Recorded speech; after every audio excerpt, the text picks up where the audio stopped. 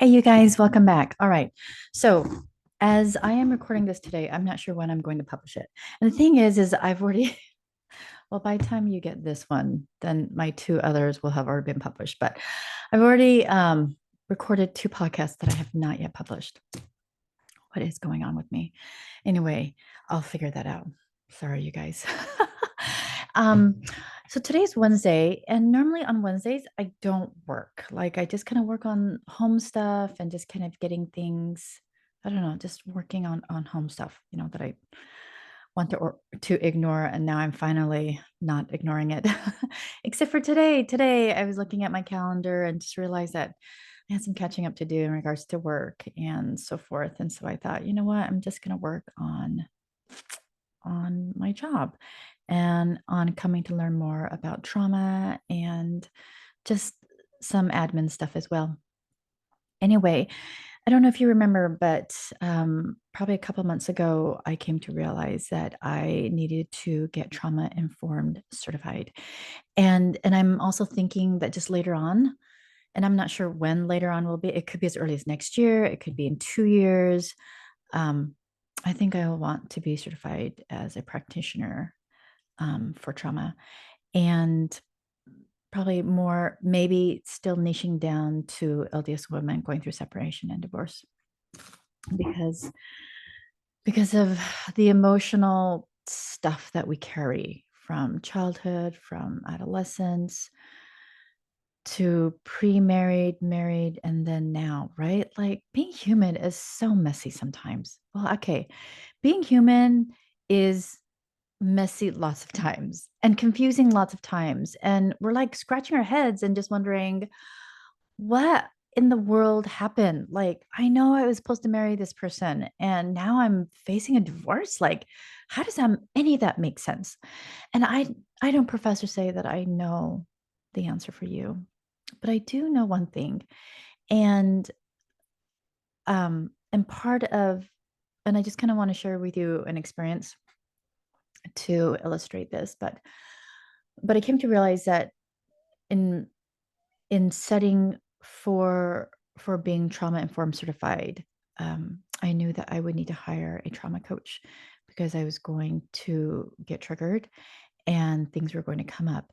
And I'm not even seeing that as a bad thing, but that I'm seeing this as up leveling my growth and kind of facing some things that I think unconsciously I have been like pushing down, and now they're all coming up. And I also know that the more I work on myself, the more I utilize tools for myself and see the change in me, then I can be an example of what is possible. I can be an example of like about how the tool works, and then to be able to utilize the tools to you, my client, to help you to get through what you need to get through. And um so I had a really good trauma coach session yesterday. And if you wanted to know more about who I hired, I will put her information in the show notes. I probably should get permission from her. So let me do that first.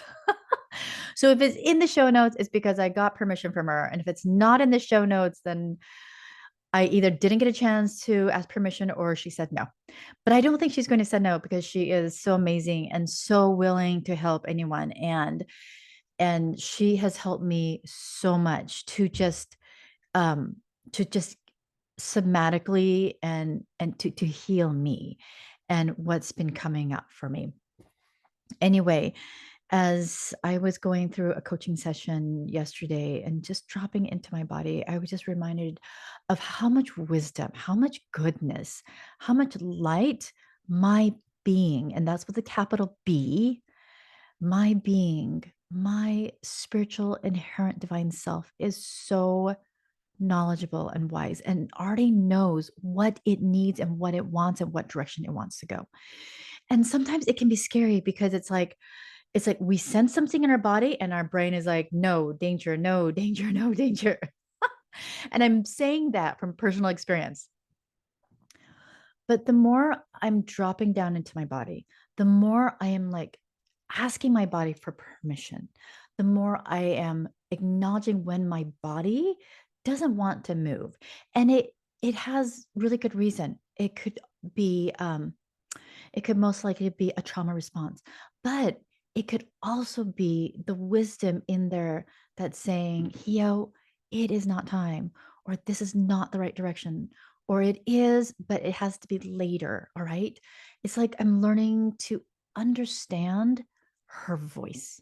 I'm learning to understand and to see and acknowledge her and what she needs. And I know this sounds super crazy, but it's kind of a different coaching. And I realized something that, and this is something that my coach, and I want to say her name because she's so amazing, but I haven't received permission, so I don't want to. Anyway, she and this is something that she has taught me and I'm learning, and this is also something that is taught and talked about in the trauma world, is the top down, meaning mindset, like brain to body, and then bottom up, body to brain, and then sideways. And sideways is your spiritual. Okay. It is, for me, it's God. It's Jesus. It's my heavenly parents, and how that all affects, all right, my being, my presence, or my lack of presence. And so I I've come to realize that having my own back means that I acknowledge the strength that I have within myself. I don't need to prove myself. I don't need to prove to you that I'm strong. I don't need to prove to you that I'm a great coach and facilitator and a healing partner with Christ. I don't need to prove that. Okay. Like I know that. And I don't need to prove it to myself. And sometimes I feel like I need to, right?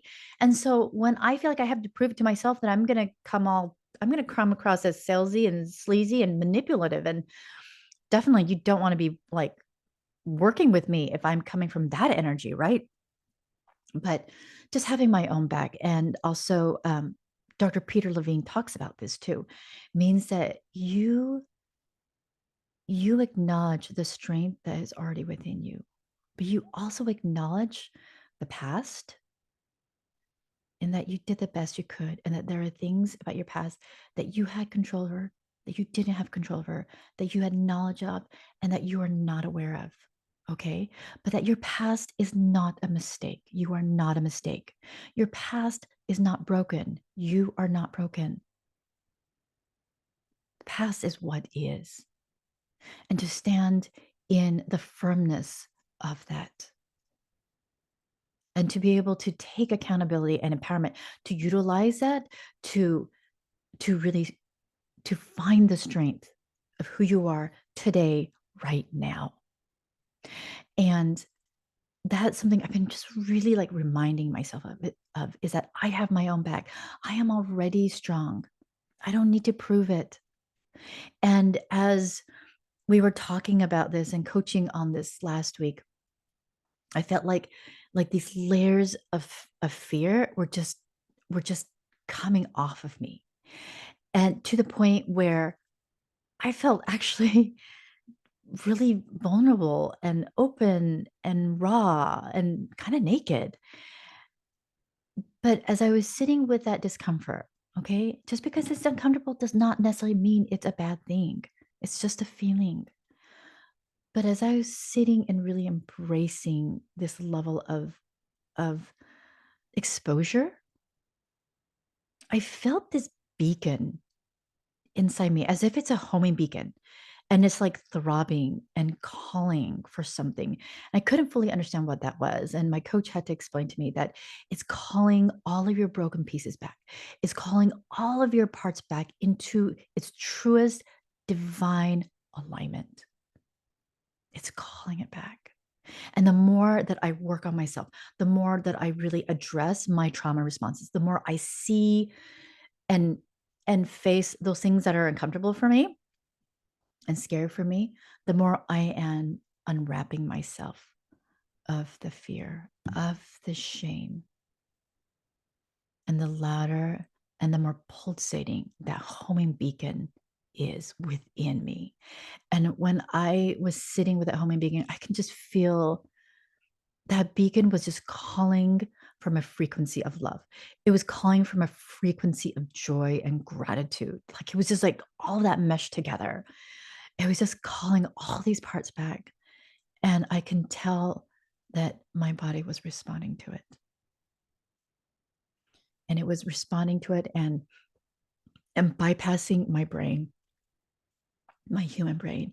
That doesn't mean that my human brain has no purpose. I mean, it still has a purpose. And I honor that. But I'm coming to realize that it's time for me to finally acknowledge my being, my self, and to begin to listen to her. I had a really awesome experience this morning that illustrates this. So as you said, so I said, as I said to you, it's a Wednesday today, and my goal is always to run 3 times a week. So a Monday, Wednesday, Friday, okay. And I woke up and I'm thinking, I don't want to go running. Like I looked at the temperature. It was 74. To me, I consider that as hot in North Carolina. I didn't want to go running. And I just got up and I'm like, I don't want to go running. I'm not going to go running. Next thing I know, I'm walking in my closet and I'm getting changed into my running outfit. And I'm thinking, how did this happen? Like, what is going on? And I had to just like stop myself and just like really take in what happened. And what happened for me is that, okay, my brain's like, no, running in the heat and running in that humidity and breathing it is just going to be too hard and sweaty and gross and not easy. But my body needed to run. My body wanted to run. And I was deeply like amazed that my body, as I am giving my body permission to speak, as I am listening and acknowledging what my body needs, my body knows when to override my brain and to do what it needs to do. And it's going to operate from the highest self within me. And my highest self needed to go running. And I just accepted it. I let my body do its thing. And that is something that's so amazing about trauma. And reading Peter Levain's book, it's called, I'm going to grab it. If you want a good intro to trauma, it's called Waking the Tiger, Healing Trauma. And if you're watching this on YouTube, I'm going to, oh, you can't see it. Darn it. Well, it's backwards. Anyway, it's by Peter Levain and it's called Waking the Tiger, Healing Trauma.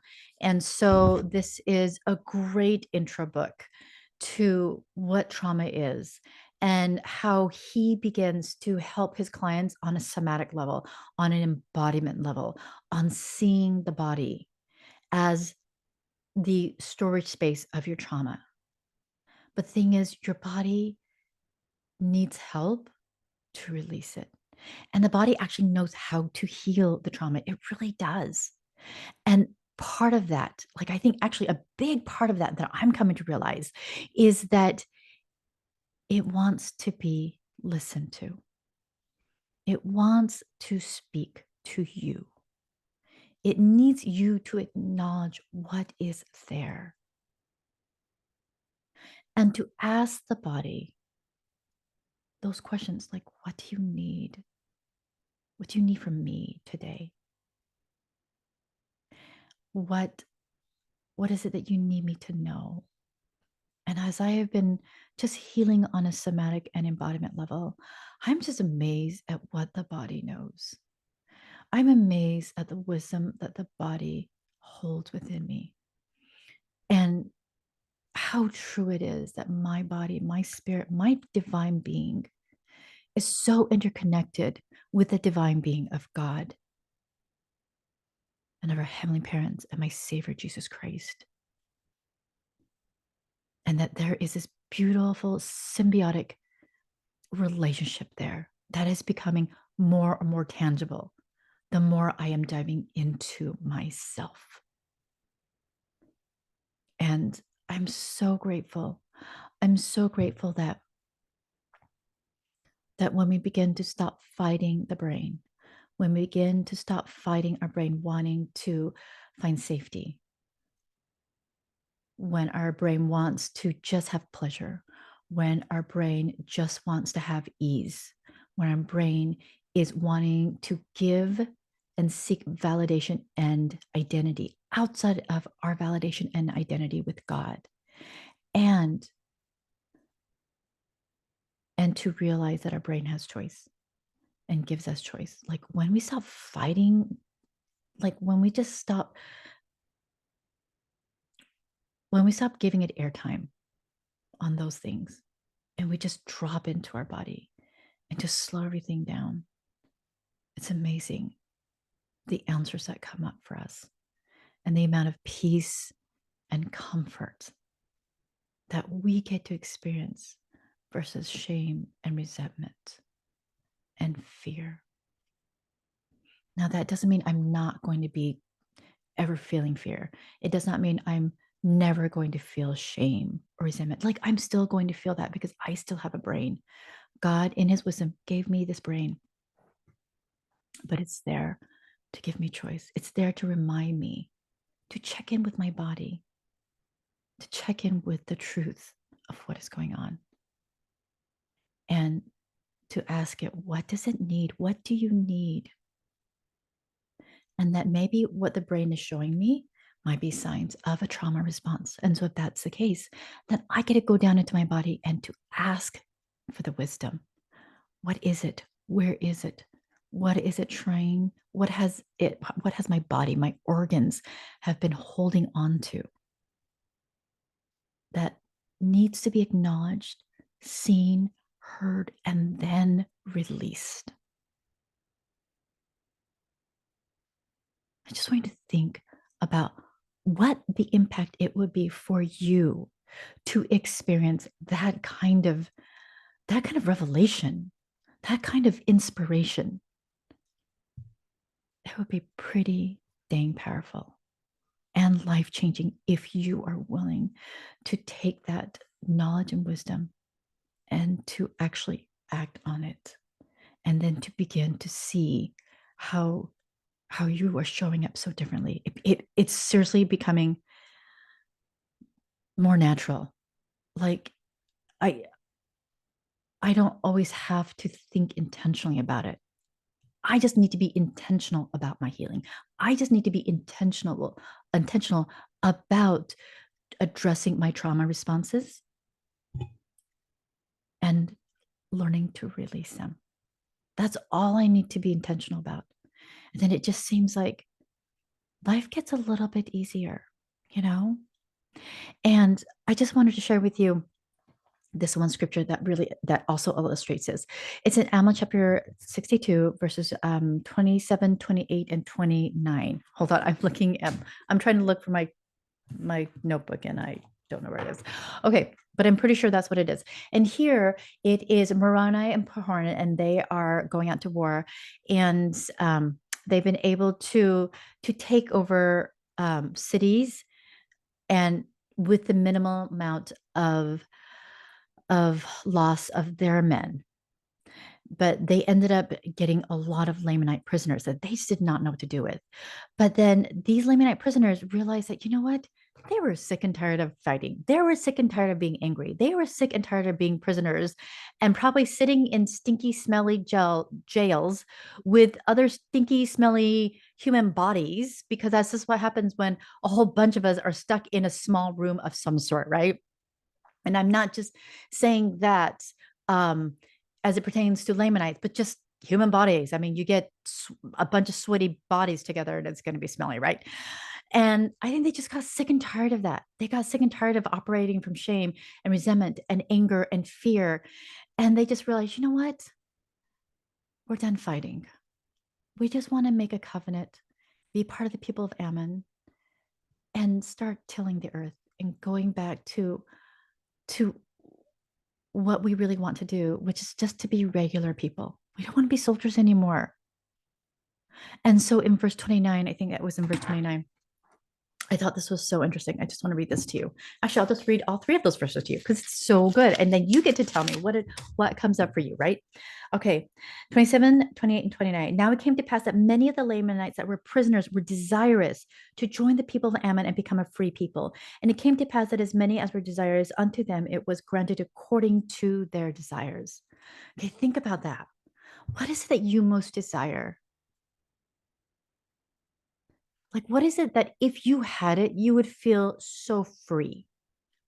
Is it an emotional freedom? Is it a mental freedom? Is it a psychological freedom?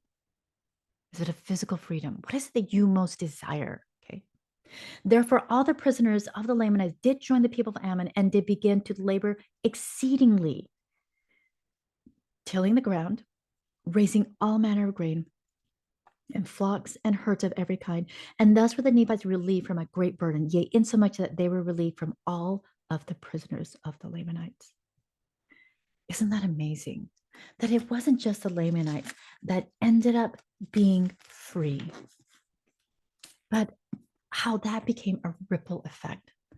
I want you to think about what would happen if you could be free from shame, if you could find liberty and freedom from resentment, from fear. How do you think that would affect your children? How do you think that would affect your relationships, especially the relationships that you are struggling with right now? Now, you're probably thinking, well, if the other person would change, then I would not feel shame. I would not feel resentment. I would not feel fear. And that might be true. Okay. That might be true. There might be some truth to that. But whether there's truth in it or not, we still can't change the other person, right? Like it sounds like a beautiful thought, but it also feels so hopeless and helpless because you know deep down inside you cannot change mother. You cannot change ex-spouse. You cannot change your kids, your ex-in-laws, whatever, whoever it is. You can only own you. You can only change you. You can only find your own freedom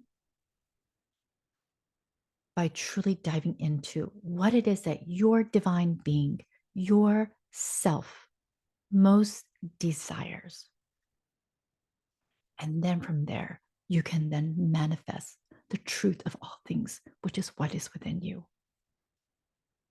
And so, as I'm talking about this and just sharing with you a little bit of my experience of getting trauma healed, I'm just realizing that I need to talk more about my experience. I need to share with you more of what has been going on, what's been coming up for me, and how I am finding so much grace. Like I'm amazed that my podcast is even called Leading with Grace because I am still being led with grace and I am still leading present tense with grace for my own self, my own being, and for the being of those in my life. Now, that does not mean that I am perfect. Ask my kids. Seriously, I should have my kids on my podcast one of these days. I need to do that. Yeah, I think I did say I was going to do that. But I keep coming back to that. That is that's my greatest desire is to lead with grace, to lead with healing, to love with Christ.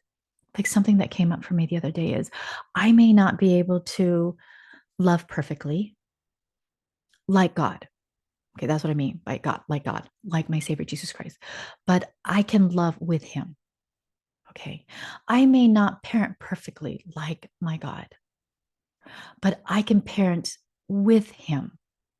Okay.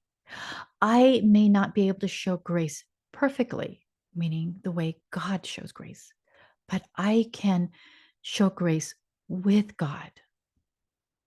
I can lead with God. And it is this partnership. It's this partnership that brings about perfection. When I say perfection, and I've said this before, it does not mean without mistakes, without flaws. It is simply describing the partnership that I have with God. And I'm so grateful for that. And I'm so grateful to share more of this with you. And so please take the time to review this podcast. And also, please take the time to share this with others that are in need, especially LDS women going through separation and divorce, but also for those that are struggling, that you feel like, you know what, there might be some trauma within me that needs to be addressed. I hope that I can be of service to you, that I can help you through my experience and to be able to instill in you a hope in Christ, that Christ, above all else, has healing in his wings for you, my friend, whatever it looks like. All right. I love you so much. I'll talk to you again.